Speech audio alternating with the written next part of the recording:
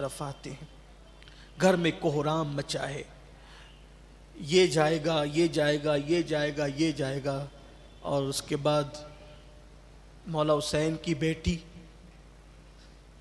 سیدہ صغرا فاطمہ بیمار ہیں، علیل ہیں، اور وہ بھی جانا چاہتی ہے سفر میں، لیکن مولا حسین کہتے ہیں کہ تم بیمار ہو اس لیے تم نے نہیں آنا اس سفر میں، سفر کی صعوبتیں اس وقت تم برداشت نہیں کر سکتی۔ سیدہ صغرا نے کہا، بعض مورخوں نے بیان کیا ہے کہ بابا آپ مجھے ساتھ لے چلیں، میں صحت مند ہوں اور اتنی بیماری مجھ پر نہیں ہے۔ مولا حسین پاک نے فرمایا نہیں بیٹی، تم سفر کی صعوبت برداشت نہ کر سکو گی۔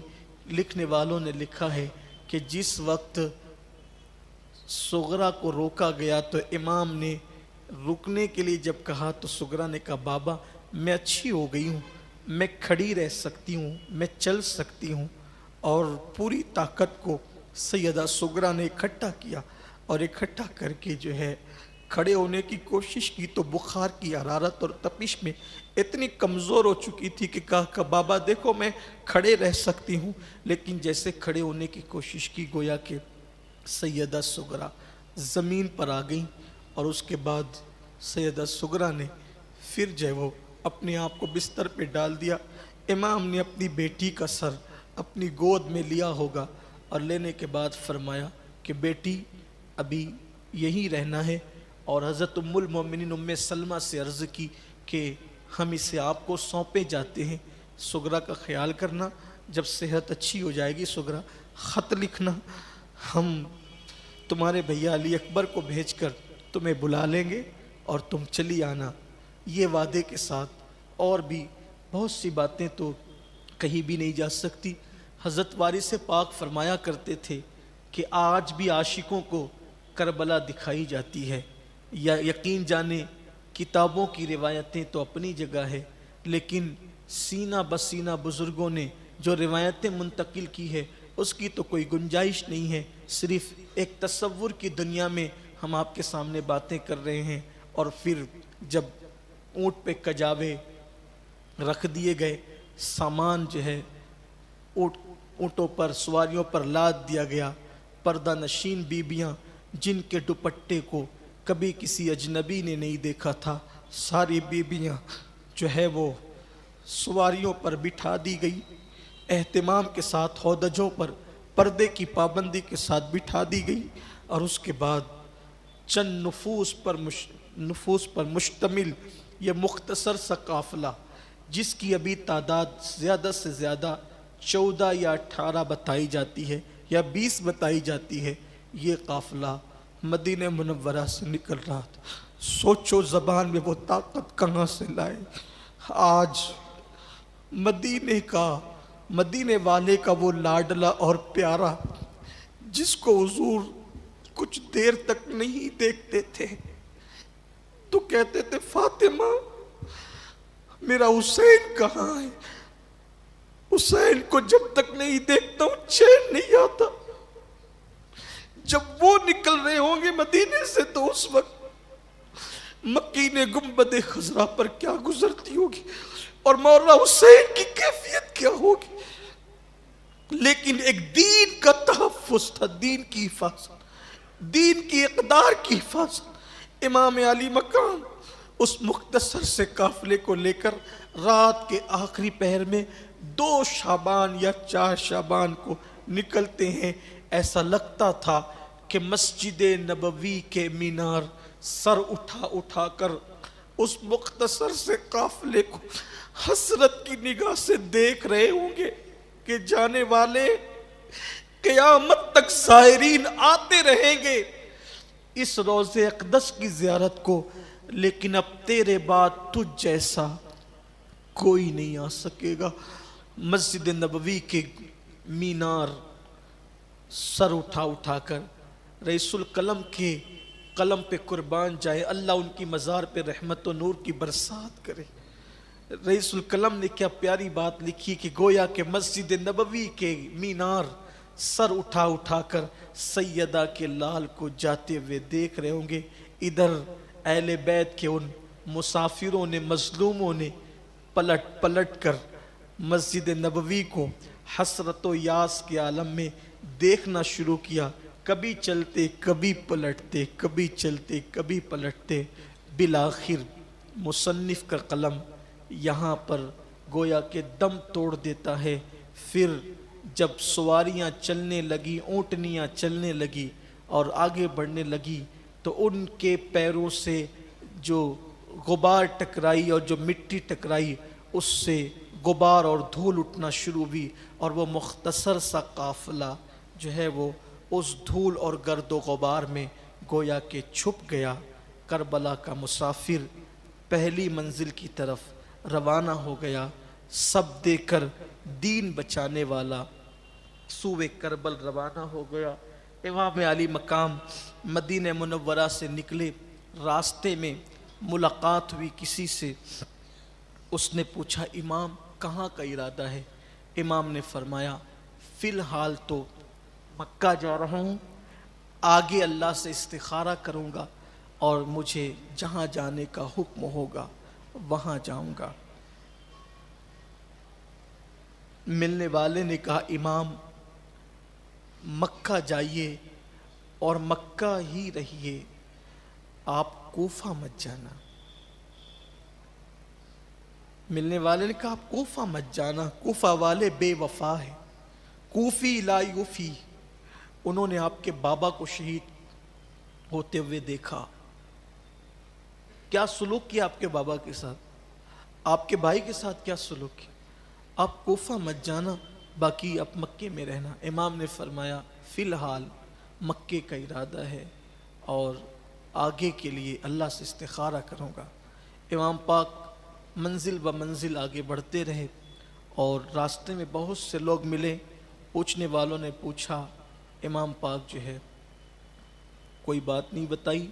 اور جب آپ مکۃ المکرمہ میں آپ کا ورود ہوا، آپ تشریف لائے، تو مکے میں جشن کا سما تھا. جیسے مدینہ منورہ میں حضور کی آمد پہ جشن کا سما تھا، مدینہ منورہ والوں نے جیسے استقبال کیا تھا، جب لوگوں کو پتہ چلا امام حسین آئے، خوشی کا سما تھا، سب خوش ہوئے. امام پاک مکہ پہنچے. مکہ پہنچ کر ان کا تو خود آبائی مکان وہاں پر تھا. تو مورخوں نے لکھا ہے کہ جہاں پر حضور اکرم صلی اللہ علیہ وآلہ وسلم اور بنو ہاشم کے مکانات تھے، ان کے مکانات اب بھی تھے، تو وہاں رکے امام پاک. حضرت عبداللہ ابن زبیر رضی اللہ تعالیٰ، عبداللہ ابن عباس، یہ حضرات ملنے کے لیے آئے. عبداللہ ابن زبیر نے کہا اب آپ یہیں رہیں، یہاں سے کہیں نہ جائیں، اس لیے کہ آپ کو یہاں سے نکالنے کی کوشش کی جائے گی، آپ کو یہیں رہنا ہے. آپ یہاں رہیں گے، ہم اپنی اولاد سے زیادہ آپ کی اولاد کی حفاظت کریں. دیکھو جو لوگ کہتے ہیں نا صحابہ نے ساتھ نہیں دیا معاذ اللہ، وہ یہ یہاں تاریخ کے ان اوراق پر وا کر سوچیں. حضرت عبداللہ ابن زبیر کا قول، اور یہ حضرت عبداللہ ابن زبیر تو رشتہ دار بھی ہیں، بڑے قریبی رشتہ ہے. حضرت عبداللہ ابن زبیر زبیر ابن عوام کے بیٹے ہیں، اور یہ زبیر ابن عوام شوہر ہیں حضور اکرم صلی اللہ علیہ وسلم کی پھوپھی کی. زبیر بن عوام حضرت صفیہ کے شوہر ہیں، اور یہ بیٹے حضرت زبیر کے، زبیر بن عوام کے بیٹے ہیں.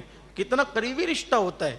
تو حضرت عبداللہ بن زبیر نے کہا ہمارے بچوں سے زیادہ آپ کے بچوں کی حفاظت کریں گے، ہماری جانوں سے زیادہ آپ کی جان کی حفاظت کریں گے، اپنی دولت آپ پہ نثار کر دیں گے، آپ کو یہاں سے کہیں نہیں جانا، مکے والے آپ پہ سب کچھ نثار قربان کر دیں گے. امام پاک جب مکہ آ گئے، اب چرچے ہونے لگے کہ امام حسین مدینہ شریف چھوڑ کر مکہ شریف چلے گئے. کوفیوں کو پتہ چلا تو کوفی سلیمان بن سرد اس کے گھر پر جو ہے وہ جمع ہوئے. بعض مورخین نے اس کو زبر کے ساتھ بھی لکھا ہے، سلیمان بن سرد بھی لکھا ہے. تو اس کے گھر پہ جمع ہوئے، اور جمع ہونے کے بعد ان لوگوں نے میٹنگ کی اور کہا کہ حضرت امیر معاویہ کا وصال ہو گیا، یزید بادشاہ بن گیا، اور امام حسین، عبداللہ بن زبیر، عبداللہ ابن عباس، ان حضرات نے اس کی بیعت نہیں کی. امام حسین مدینہ شریف چھوڑ کے مکہ شریف آ گئے تو ان لوگوں نے خط لکھے. 2 3 آدمی جمع ہوتے, خط لکھتے, اور مرکزی جو طور پہ خط لکھا گیا وہ حضرت سلیمان کے گھر میں بیٹھ کر کے لکھا گیا. اب ہوا یہ کہ وہ خط آنے شروع ہوئے. چند دنوں کے اندر 150 خط آ گئے, اور مورخین نے ٹوٹل خطوط کی تعداد بھی لکھی ہے. کسی نے 12,000 خط لکھا, کسی نے 20,000 تک خط کا تذکرہ کیا, اور بعض مورخین نے تو 1.5 لاکھ بھی لکھا ہے.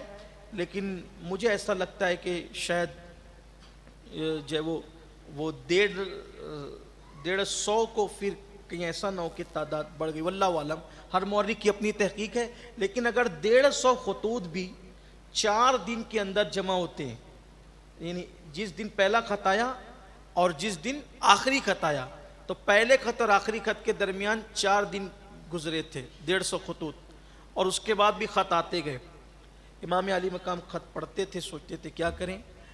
جو ان کا خطوط آخری میں آئے تو ان خطوط میں بڑی جذباتی باتیں تھیں, اور اس میں یہ لکھا تھا کہ امام اگر آپ نہیں آئیں گے تو مجبوراً ہم جو ہے وہ اس کے ہاتھ پہ بیعت کر لیں گے جو فاسق و فاجر ہے, اس کے ہاتھ پہ بیعت کر لیں گے, اور قیامت کے دن آپ اپنے نانا کو کیا منہ دکھائیں گے. اس وقت ہم یزید کی بیعت ہم نے نہیں کی, اس کے جو عمال ہے اس کے ساتھ ہم جمعہ میں شریک بھی نہیں ہوتے, ہم نہیں جاتے جمعہ میں شرکت کے لیے, بیعت بھی نہیں کی, ہم ان کے ساتھ نہیں ہیں. اگر آپ نہیں آئیں گے تو ہم بیعت کر لیں گے, قیامت کے دن کہہ دیں گے کہ ہم تو بلا رہے تھے, آپ کے نواسے کو جان پیاری تھی, آپ کے نواسے کو جان پیاری تھی, اس لیے انہوں نے اپنی جان کی خاطر ہمارا ساتھ نہیں دیا. آپ کیا جواب دیں گے؟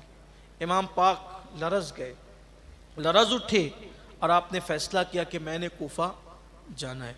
جب یہ بات پتہ چلی, حضرت عبداللہ ابن عباس آئے اور سینے سے لگ کر کے بہت روئے. فرمایا امام اس وقت روئے زمین پر آپ کے سوا کوئی نواس رسول نہیں, یہ زمین اور آسمان کے نیچے اور زمین کے اوپر کوئی نواس رسول حقیقی نواسہ حضور کا نہیں ہے. آپ اس وقت تو روئے زمین پر سب سے زیادہ افضل محبوب ترین ہستی ہے, آپ نہ جائیں کوفہ. امام نے فرمایا میں کوفہ جاؤں گا, مجھے جانا ہے کوفہ. حضرت عبداللہ بن زبیر نے کہا نہ جائیں, فرمایا مجھے جانا ہے. یہ دیکھو خط, دیکھو کیا لکھا ہے خط میں, یہ کہتے ہیں کہ ہم بیعت کر لیں گے اور قیامت کے دن آپ کے نانا کو شکایت کریں گے. میں کیا جواب دوں گا اپنے نانا کو, کیا منہ دکھاؤں گا؟ تو انہوں نے کہا ایک کام کریں, جب یہ خط انہوں نے لکھ ہی دیا ہے, حالانکہ ہمیں پتہ ہے وہ وفا نہیں کریں گے, امام بھی جانتے تھے وہ وفا نہیں کریں گے, لیکن امام نے فرمایا کیونکہ دینی معاملہ ہے, ذمہ داری ہے, شریعت کا تحفظ ہے, امام نے فرمایا میں نے جانا ہے. تو کہا ایک کام کرے پھر کہ آپ خود جانے کی بجائے آپ اپنے کسی معتمد کو جس پر آپ کو بہت اعتماد ہو پہلے اس کو بھیجیں کہ وہ جائے, حالات کا جائزہ لے, پتہ کرے کہ وہاں کیا چل رہا ہے, واقعی وہ ساتھ ہیں یا ساتھ چھوڑ چکے ہیں. اور صحابہ کہتے تھے, جو اکابر صحابہ تھے انہوں نے کہا تھا کہ وہ آج کسی کے ساتھ ہے کل کسی کے ساتھ, وہ پیسوں پہ بکنے والے لوگ ہیں کوفہ والے, تحفے پہ بکنے والے لوگ ہیں, وہ آپ کا ساتھ اگر ابھی ہیں تو چھوڑ دیں گے, آپ نہ جائیں, اور اگر جانا ہے تو کسی معتمد کو بھیجیں. تو امام علی مقام کو یہ مشورہ پسند آیا, اور امام علی مقام نے یہ فیصلہ کیا کہ میں اپنے چچا کے بیٹے حضرت عقیل کے صاحبزادے حضرت مسلم ابن عقیل کو کوفہ روانہ کرتا ہوں, کوفہ بھیجتا ہوں. اور پھر امام علی مقام نے حضرت مسلم ابن عقیل سے کہا, بہت خوبصورت تھے وہ بھی, بڑے حسین تھے, حضرت مسلم بن عقیل بہت خوبصورت تھے. مورخوں نے لکھا ہے کہ ان کا چہرہ بھی مولا کائنات کے چہرے سے بہت ملتا جلتا تھا, اور ان کو پوری جوانی میں اللہ تعالیٰ نے بڑا شباب دیا تھا, ابھی ان کی زیادہ عمر نہیں تھی, وہ بھی بالکل کڑیل جوان تھے. امام علی مقام کے چچا حضرت عقیل ابن ابو طالب کے وہ بیٹے تھے مسلم ابن عقیل. تو ان کے لیے امام نے فیصلہ کیا کہ تم ہوشیار چالاک ہو اور بر وقت فیصلہ لینے کی تمہارے اندر اللہ نے صلاحیت دی ہے, تم کو جانا ہے.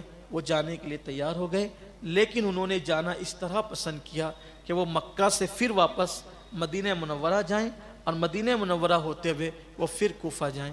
اس طرح سے آپ نے فیصلہ فرمایا, اور وہ جو ہے امام سے اجازت لے کر امام کے حکم پر جو ہے وہ روانہ ہو گئے, اور وہ مدینہ منورہ پہنچے اور پھر وہاں سے وہ کوفہ روانہ ہوئے. انشاءاللہ تعالی کوفہ پہنچنے کے بعد کے کیا حالات ہوئے ہیں انشاءاللہ کل ذکر کیے جائیں گے. اللہ سے دعا ہے اگر کوئی لغزش کوئی خطا غلطی ہو اپنے حبیب صلی اللہ علیہ وآلہ وسلم کے صدقہ و طفیل معاف فرمائیں. اگر اچھا لگا ہو تو لائک کر کے آگے شیئر ضرور کر دینا. اللہ